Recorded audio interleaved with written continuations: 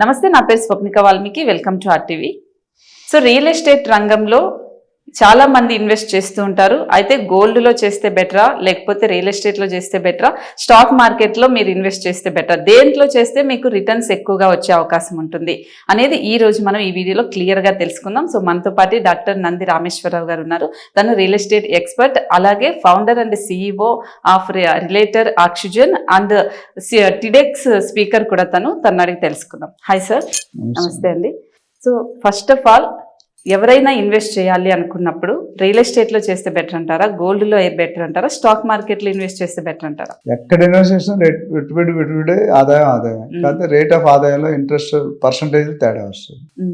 ఇప్పుడు ఈ మూడు అడిగితే నన్ను రియల్ ఎస్టేట్ నేను రియల్ ఎస్టేట్ చెప్పాలను కానీ చెప్పండి. ఫ్యాక్ట్ ఏంటంటే నేనేం చేస్తాను చెప్తే ప్రజలకు నచ్చితే అది చేసుకోవచ్చు.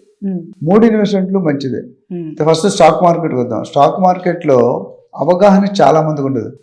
ప్రైమరీ మార్కెట్ అంటే ఏంటి, సెకండరీ మార్కెట్ ఏంటి, డిబెంచర్స్ అంటే ఏంటి, మ్యూచువల్ ఫండ్స్ అంటే ఏంటి, ఎవరికి ఐడియా ఉండదు.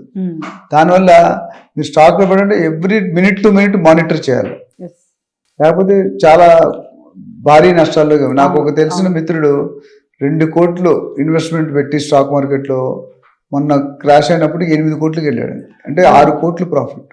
ఓకే. సో అంతే త్వరగా మళ్ళీ పడిపోయాడు. మళ్ళీ 1.5 crore పడిపోయాడు క్రాష్. మొత్తం ఒక ఓవర్ నైట్ ఒక గంటలో హార్ట్ అటాక్ వచ్చింది ఆయనకి. ఆల్మోస్ట్ 8 కోట్లు 1.5 కోట్లు అయిందంటే ఏమవుతుంది?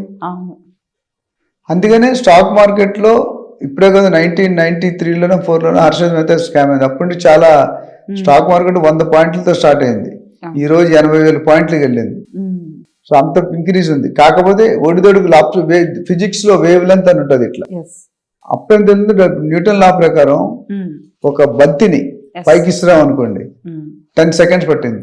పడిపోవడానికి ఎంతసేపు పడుతుంది? 5 seconds చాలు. స్టాక్ మార్కెట్ కూడా పెరగడానికి ఎంతసేపు, పడిపోవడానికి సగం టైం చాలు. అందుకని ఇందులో రిస్క్ ఇన్వెస్ట్ చేసుకుంటే మంచి నాలెడ్జ్ ఉండి అవగాహన చేసుకుని దానిపై కంటిన్యూస్ మానిటర్ చేసి మంచిదే. బట్ 100కి 99 మందికి అవగాహన ఉండదు. డబ్బులు ఉంటాయి కానీ అవగాహన ఉండదు. అప్పుడు ఇబ్బంది పడతారు. సో అది stock market. Gold market general గా ఒక అసెట్, ఫిక్స్డ్ అసెట్. అది కూడా ప్రాపర్టీ ఎలా ఫిక్స్డ్, ఇది కూడా. అయితే గ్రోత్ రేట్ చూసుకుంటే తగ్గుడు పెరుగు రెండు ఉన్నాయి ఇక్కడ. అంటే 1920s 30s లో తులం 30-40 రూపీస్ ఉండేదంట. 1930s లో ఆ పెరుగుతూ 1993లో 4,524 క్యారెట్ బంగారం.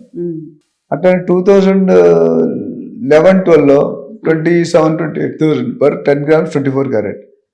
కరోనా టైంలో 55,000 అయింది. మొన్న ఒక నెల రోజు 2 రోజుల కింద 82,500 రూపాయలు per తులం వెళ్ళింది.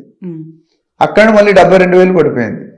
సో 1996 నుండి 2001 వరకు గోల్డ్ కంటిన్యూస్ తగ్గుతూనే ఉంది. కాకపోతే ఇన్వెస్ట్మెంట్ రేషియోలో చూసుకుంటే రియల్ ఎస్టేట్కి గోల్డ్కి చూసుకుంటే gold is less appreciation. Gold ఏంటంటే వాడుకోవచ్చు ఆర్నమెంట్స్గా, విసుగట్టుగా పెట్టుకుంటే లోన్ రాదు. సో ప్రతి ఇంట్లో కూడా ఫైనాన్షియల్ ప్లానర్ ఏం చెప్తారంటే, మన ప్రతి ఇంట్లో కూడా ఒక పావు కేజీ బంగారం, పావు కేజీ సిల్వర్ ఉంటే మంచిది. ఇమీడియట్గా క్యాష్ అవ్వాలంటే అదే వస్తుంది. రియల్ ఎస్టేట్ రాదు, స్టాక్ మార్కెట్లో రాదు. బంగారం పెట్టగానే డబ్బులు ఇస్తాడు. సో అందుకని గోల్డ్ లో గ్రోత్ ఉంటుంది కానీ అనుకున్నంత కంపారిటివ్లో తక్కువ ఉంటుంది. Now will come to real estate. Real estate లో అంటిల్ నువ్వు ఇల్లీగల్ ప్రాపర్టీ కొంటే తప్ప రియల్ ఎస్టేట్ లో రేట్లు తగిన దాఖలాలు చాలా తక్కువ. రియల్ ఎస్టేట్ లో డబ్బులు పెట్టి మోసపోయడం అనేది చరిత్రలో లేదు. ఎవరైతే ప్రీ లాంచ్ లో కొంటారో, పర్మిషన్ లేని కొంటారో అందులో ఇబ్బంది ఉంటుంది. సో రియల్ ఎస్టేట్ ఎగ్జాంపుల్ చెప్తాను. మురళీమోహన్ గారు ఉన్నారు, మన సినిమా యాక్టర్, జయబేరి అధినేత. ఆయన గూగుల్ ఆఫీస్ ఎదురుగా జయబేరి ఎన్క్లేవ్ అని ఒక సైట్ చేశారు. 750 రూపాయలు గజం అమ్మాడు 1990s లో. ఈ రోజు ఎంత ఉంటుంది గెస్ట్ చేయండి? క్రోర్స్ లో ఉంటుంది గజం. ఒక గజం 750 రూపాయలు అమ్మాడు ఆయన. 2,50,000 ఉంది. మేము వైజాగ్ లో ఒకటి 12 రూపాయలు కొన్నాం 1977-8 లో. 12 రూపాయలు గజం. అప్పుడు కొన్నాడు ఒక ₹1,00,000 అయిపోయింది గజం. అంటే అప్పుడు ఉన్నప్పుడు ఒక రోడ్డు ఉండేది, ఇప్పుడు 6 lane ట్రాక్ 8 lane ట్రాక్ అయిపోయింది. సో రియల్ ఎస్టేట్ లో పెట్టిన ఎన్ని రెట్లు పెరిగింది? 12 రూపాయలు లక్ష అంటే ఎన్ని రెట్లు? కొన్ని 100 రెట్లు. మురళీమోహన్ గారు చెప్పాను. కానీ గోల్డ్ లో, స్టాక్ లో అన్ని పెరిగిన దాఖలాలు తక్కువ. నాకు అంత ఎక్కువ అవగాహన లేదు కానీ, but compare to appreciation, investment పెట్టుబడి మీద రాబడి రావాలంటే risk less real estate. But మీరు పెట్టుకున్నప్పుడు ఏం చేయాలంటే డిస్ట్రిబ్యూట్ చేయాలి, రిస్క్ ని డిస్ట్రిబ్యూట్ చేయండి. ఇప్పుడు మామిడి చెట్టు ఉంది అనుకుంటున్నాను, 4 రాళ్ళు ఇస్తే మామిడికాయ కింద పడుతుంది. ఏ రాయికి పడుతుందో మీకు తెలియదు, నాకు తెలియదు. ఇప్పుడు మనం 10 మంది యాంకర్లు రిక్రూట్ చేస్తాం, అందులో కొంతమంది యాంకర్లే పెర్ఫామ్ చేస్తారు, కొంతమంది పెర్ఫామ్ చేయలేరు. కానీ మీకు 10 మంది తీసుకుంటే ఎవరు మంచి ఒకటి తీసుకుంటే ఫెయిల్ అవుతారు. ఇక్కడ నేను ఏమంటానంటే మీరు సపోజ్ ప్రతి మనిషి కూడా ఏం చేస్తారంటే జీతం వచ్చిన తర్వాత ఫస్ట్ ఖర్చులు పెట్టేసుకొని మిగిలింది సేవ్ చేస్తారు. అది తప్పది, రివర్స్ చేయాలి. ఫస్ట్ సేవింగ్ తీసేయాలి, ఉన్న దాంట్లో మీరు ఖర్చులు పెట్టుకోవాలి. అప్పుడు మీరు అప్పుల బాధలు పడకుండా ఉండాలంటే ఏంటి, మనం ఎవ్రీ మంత్ సపోజ్ నీకు ₹1,00,000 శాలరీ ఫర్ ఎగ్జాంపుల్, ₹1,00,000 30-35,000 ముందు పక్కన పెట్టేసాయి.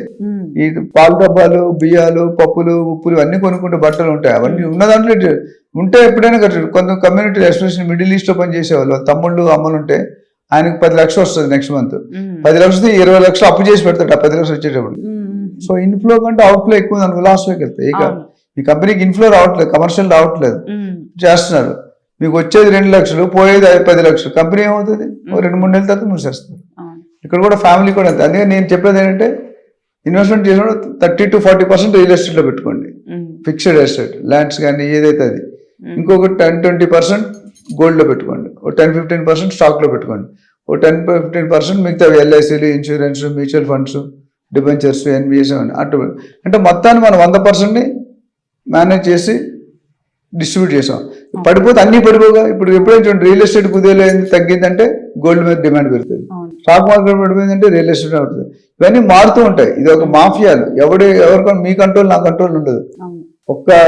ఒక మంచి డెసిషన్ తో మొత్తం డీటెయిల్స్ స్పెసిఫికేషన్ అన్ని మారిపోతాయి. సో ఓవరాల్ గా అన్నిట్లో ఇన్వెస్ట్ చేసుకోవచ్చు. మీకు అవగాహన దేంట్లో ఉందో దాంట్లో ఎక్కువ పెట్టండి.